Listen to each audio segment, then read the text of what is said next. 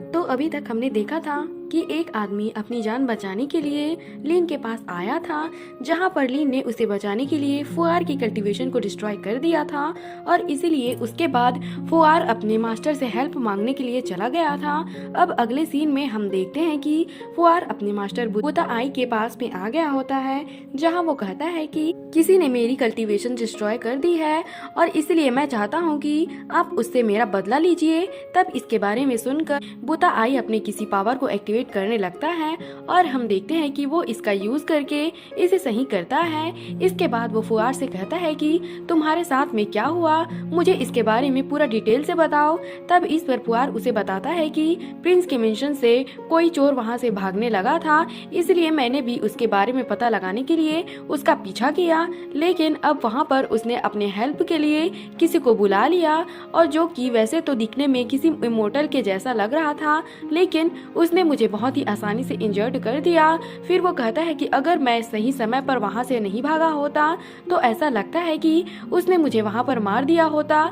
जिसके बारे में सुनकर बुता आई उससे पूछता है कि क्या तुम उसके बारे में पूरी तरह से श्योर हो और क्या तुम्हें यकीन है कि उसके बॉडी में कोई भी स्पिरिचुअल पावर नहीं थी। लेकिन इस पर फुआर कहता है कि मैं इसके बारे में बिल्कुल भी गलत नहीं हो सकता, मगर मैंने इस बात का ध्यान नहीं दिया कि उसके पास में स्पिरिचुअल पावर है या नहीं। और फिर हम देखते हैं कि बुता आई वहाँ पर जाने के लिए रेडी हो गया था, इसलिए इसके बारे में सुनकर फुआर अपने पावर का यूज करने के लिए रेडी हो जाता है। लेकिन तभी हम देखते हैं कि बुता आई ने उसे स्पेल को यूज करने से मना कर दिया था और फिर वो कहता है कि चलो हम पैदल ही चलते हैं, और वैसे भी मुझे तुम्हारे साथ में वॉक किए बहुत ही काफी समय हो गया है।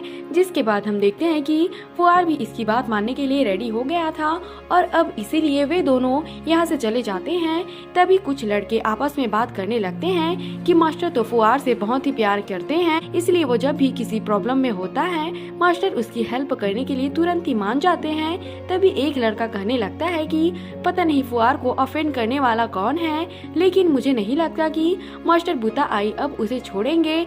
जिसके बाद एक और लड़का कहने लगता है कि हो सकता है कि उसके पास में इलेक्सिर फॉर्मेशन स्टेज वाली कल्टीवेशन हो, लेकिन अगर मास्टर बुता आई के पावर के बारे में बात किया जाए तो फिर वह तो नेशन सोल स्टेज वालों को भी बहुत ही आसानी से मार सकते हैं। वहीं उधर हम देखते हैं कि वे दोनों टाउन में आ गए थे, जहां फुआर सोच रहा था कि उसके मास्टर लिन को नहीं छोड़ेंगे, लेकिन तभी हम देखते हैं कि मास्टर बुता आई की नजर कैंडी बेचने वाले पर जाती है, इसलिए मास्टर बुता आई ने फुआर के लिए एक कैंडी ले लिया था और फिर वो उससे पूछता है कि क्या तुम्हें यह पसंद आया। तब इस पर फुआर उसे कहता है कि हाँ। जिसके बाद बुता आई कहता है कि जब मैंने पहली बार तुम्हें देखा था तब वहाँ पर तुम ऐसे ही कैंडी के लिए बहुत सारे लड़कों के साथ में फाइट कर रहे थे, लेकिन तभी हम देखते हैं कि फुआर को भी इसके बारे में सारी चीजें याद होती हैं और फिर वो उदास होते हुए कहता है कि मेरी लाइफ उस समय बहुत ही मिजरेबल थी, इसीलिए मास्टर अगर वहाँ पर नहीं होते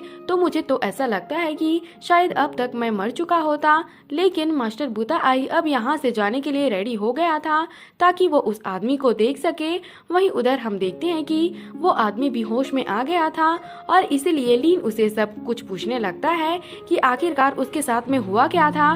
तब इस पर वो आदमी इसे बताता है कि यह सब रेन ट्राइपोड की वजह से हुआ है। जिसके बाद लीन भी उससे पूछता है कि रेन ट्राइपोड क्या है। जिसके बाद वो आदमी उसे बताता है कि प्रिंस को अचानक से कोई ट्रेजर मिला है, लेकिन अलायंस ने इसके बारे में रूल बनाया है और इसीलिए कोई भी नया ट्रेजर मिलने पर उसे अलायंस को हैंड ओवर करना होगा।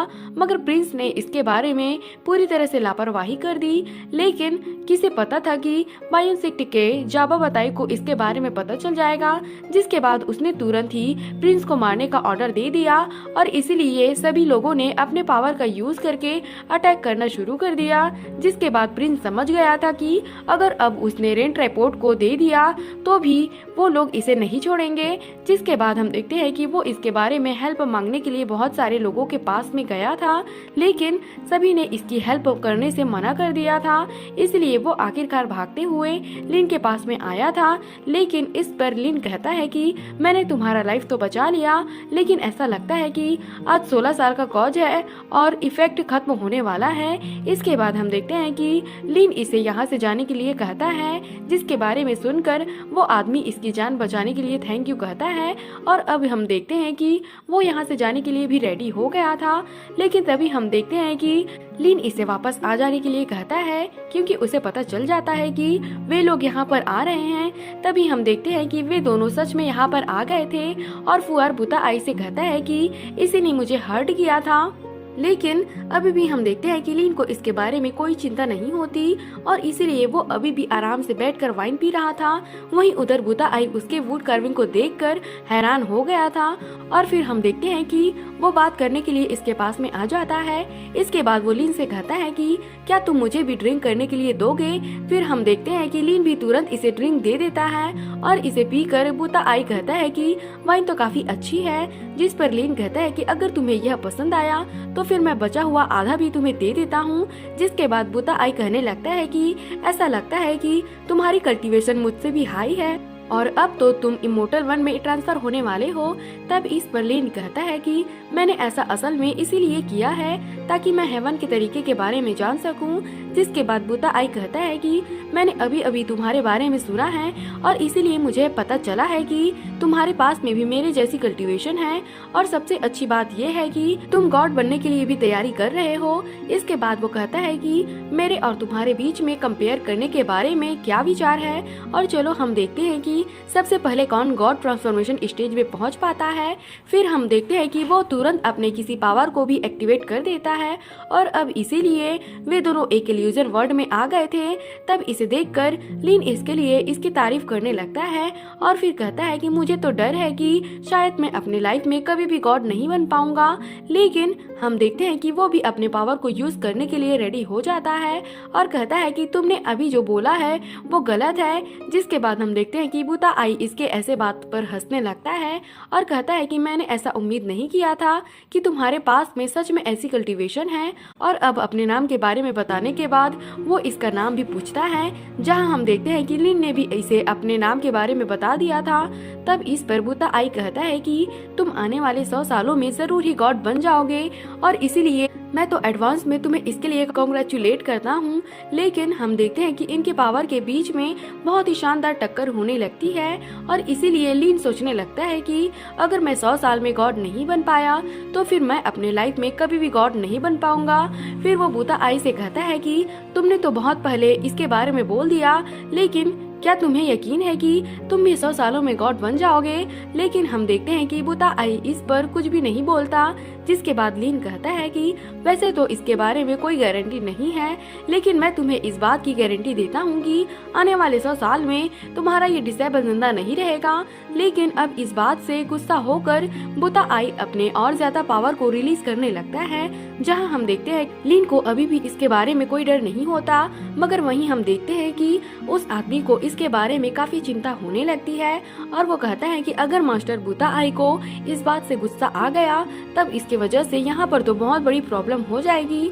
तभी बुता आई सोचने लगता है कि क्या इसने हमें एक साथ में देख लिया है और क्या इसे यह बात भी पता है कि मैं टीचर और फादर दोनों हूँ। तभी लिन कहने लगता है कि अगर ये गॉड ट्रांसफॉर्मेशन स्टेज में जाना चाहता है तब इसके लिए इसे मास्टर और डिसेबल के बीच में रिलेशनशिप के बारे में समझना होगा।